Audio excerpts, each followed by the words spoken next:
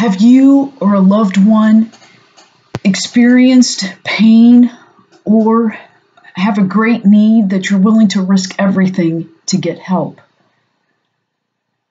Today's gospel, the 20th Sunday in Ordinary Time, Gospel of Matthew chapter 15, verse 21 to 28, is really a story about a Canaanite woman who's willing to risk everything to get help.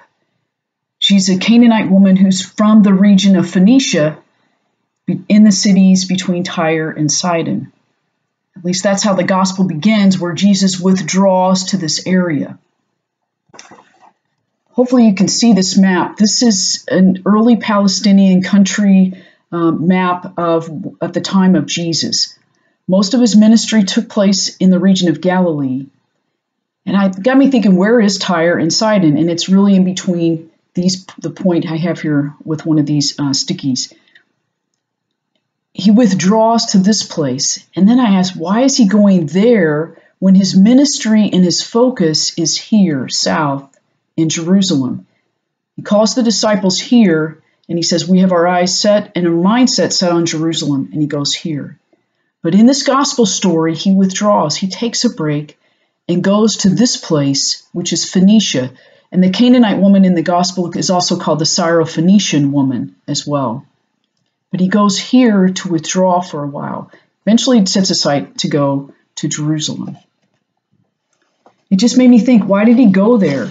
And we really don't know. Maybe he needed time to retreat. He withdrew to maybe a place where he wasn't known, and he just wanted to regroup and refocus. We don't know.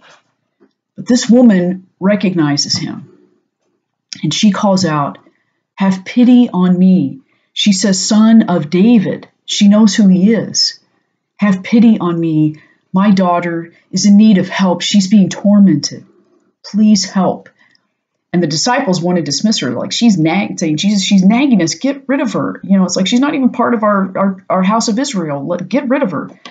And Jesus makes it, kind of just, it seems like an offhanded comment. Says, I was sent to the lost sheep of Israel. Historically, that's Jesus' mission. As the historical Jesus, that's his mission, to be focused on that.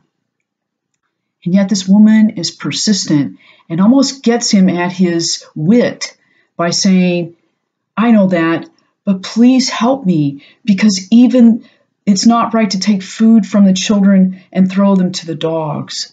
So, she says, but even the dogs would eat from the table scraps of their master. So she's playing into his wit in that section.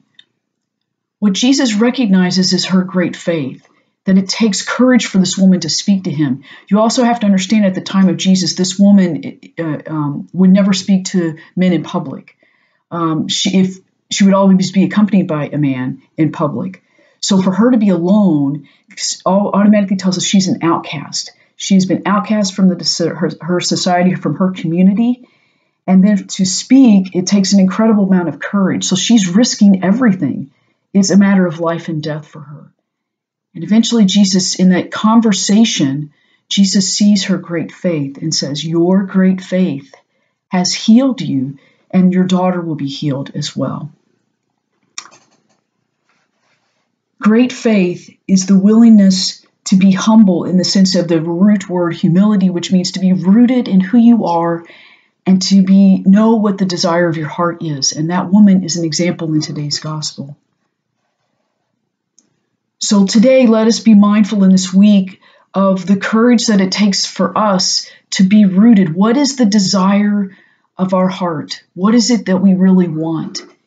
And be mindful of that and be rooted of that, and to pray with that, because Jesus is saying, what do you really want?